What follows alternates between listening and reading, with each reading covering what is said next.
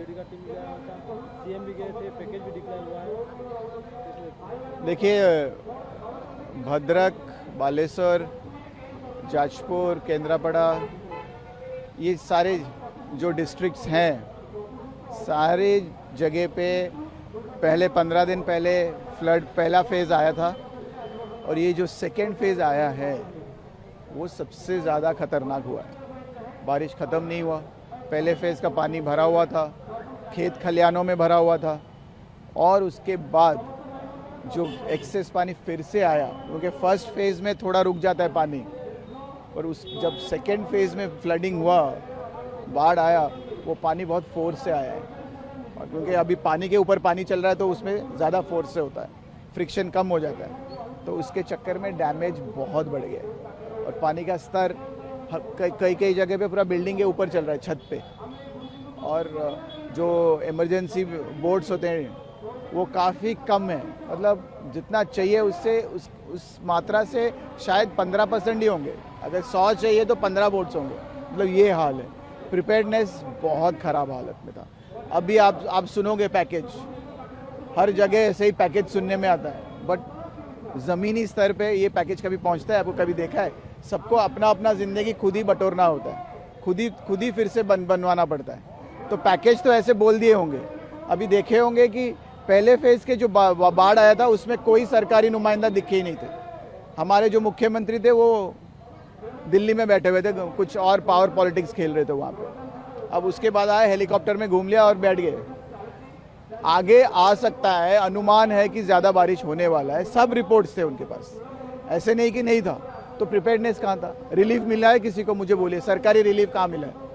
आपको फोटो मिले होंगे, कि लोग ऐसे ऐसे हाय टाटा टाटा करके, कैमरा हर जगह, हर एंगल से मतलब कैमरा थे। जैसे असम में हर एंगल से कैमरा था वहाँ पे उनके चीफ मिनिस्टर के लिए, दिखाने के लिए कि वो पानी में चल रहा है। ये वैसे ही आदमी है।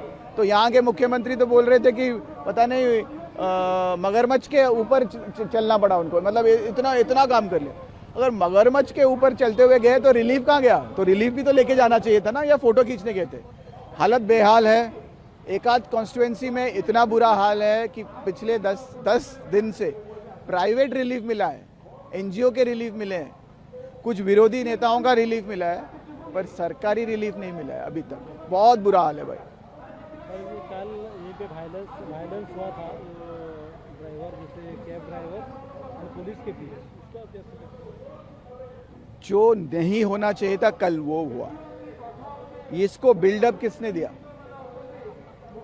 पिछले 3 दिन से 4 दिन से हम लोग अनशन में हैं, यहीं पे जहाँ पे अनशन होता है भुवनेश्वर में, मेन अपना जो गांधी मार्ग है या फिर जो भी पीएमजी जिसको बोलते हैं, पोस्ट मास्टर जनरल का चौक है, वहाँ पे पिछले 2 दिन पहले ऑटो वाले चल के आए थे। स्मार्ट ऑटो, स्मार्ट टैक्सी, जो भी चल के आए थे, थोड़ा बहुत आग लगाया, स्लोगनबाजी हुआ, सब हुआ, बट उनसे मिलने कोई नहीं आया। कल फिर से आए, चलते हुए आए, इकट्ठा धूप में बैठे रहे, फिर बारिश हुआ, बैठे रहे, सबको अनुरोध किया कि कोई तो सुन लो। सरकारी नुमाइंदों से या सरकारी प्रक्रिया से कोई नहीं आया। बात यह है, ये सरकार उनको अपना मानती है कि नहीं? मैं पूछ रहा हूँ, कोई आदमी प्राइवेट जगह पे काम करे और उसके साथ कुछ ऐसा व्यवहार हो कि शोषण हो, तो उसमें कोई कोई कर्तव्य नहीं है सरकार का? आपको लग रहा है खाली गवर्नमेंट का नुमाइंदा होंगे या गवर्नमेंट के सर्वेंट होंगे तभी जाके गवर्नमेंट वाले आएंगे? ऐसे थोड़ी ना होता है भाई, अपना ही बंदा है। अगर उनको लग रहा है कि वायलेंस है तो आके मिलना चाहिए था। बिल्डअप हो गया, 2 दिन कोई नहीं आया।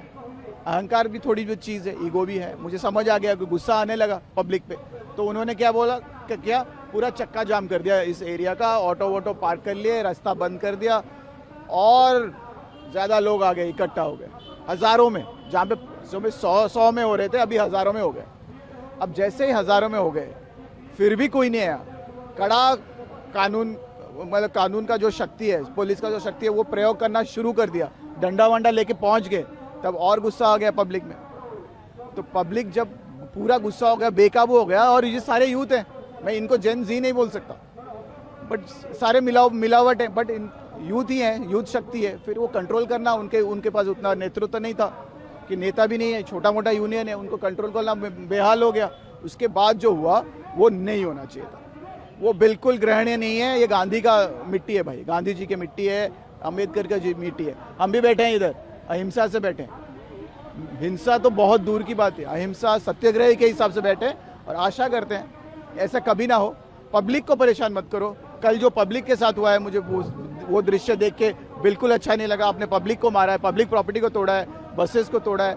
ये जो ऑटो यूनियन वालों ने किया तो क्या हुआ, उन पे जो सहानुभूति था वो हट गया, तो गलत हुआ। ऐसे हिंसा कभी नहीं प्रयोग करो, सब अहिंसा से बैठो, धैर्य रखो और एकत्रित रहो, एकता में रहो, विश्वास करो और लड़ो।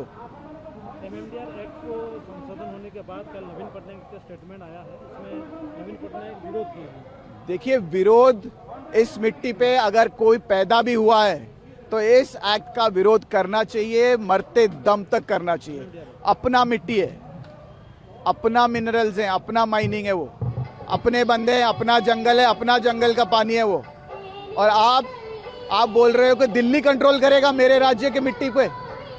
हमारा कोई हक नहीं है, हम इस पे कंट्रोल नहीं कर सकते, हम उस पे कोई भी चीज क्वेश्चन नहीं कर सकते, लागू नहीं कर सकते। ऐसे कैसे हो सकता है? ये मेरा मिट्टी है भाई, my soil, my mineral, my state. और जो रेवेन्यू होना चाहिए, रेवेन्यू फेडरल सिस्टम में शेयरिंग में जाएगा, आपको जाना चाहिए, हमें जाना चाहिए, वो उस पर कोई दो मत नहीं है। बट उस पर बस राज आपका चलेगा, हमारा नहीं। राज आप छीन के ले रहे हो क्योंकि आपको गुजरातियों को देना है, आपको वो दिल्ली में बैठे हुए लोगों को देना है, जो बॉम्बे में बैठे हुए लोगों को पूरा बाय डिफॉल्ट सब पूरा राइट उनको देना है। मिट्टी हमारा है, आदिवासी लोग हमारे हैं, जंगल हमारा है, मिनरल हमारा है, और हम कुछ नहीं बोल सकते, हम उस पर कोई नियम नहीं ला सकते। सबसे गंदा बात साहब सुन लीजिए, आप चलाओगे नहीं चलाओगे मुझे नहीं पता। सुप्रीम कोर्ट ने एक हियरिंग दिया, 2006 से 24 तक एक केस लड़े। सुप्रीम कोर्ट ने फेवरेबल जो भी मांग था उड़ीसा का, उस पर हियरिंग दिया और बोला कि हाँ, ये उड़ीसा वाले सही है। जो उड़ीसा वाले सही है, जो हियरिंग आ गया उसको आपने हटाने के लिए, उसको ओवरराइड करने के लिए, उसके ऊपर उसको काट के, उस ऑर्डर को काट के फेंक देने के चक्कर में आपने नया नियम ले आया पार्लियामेंट में। मतलब जुडिशियरी और लेजिस्लेचर के बीच में लड़ाई।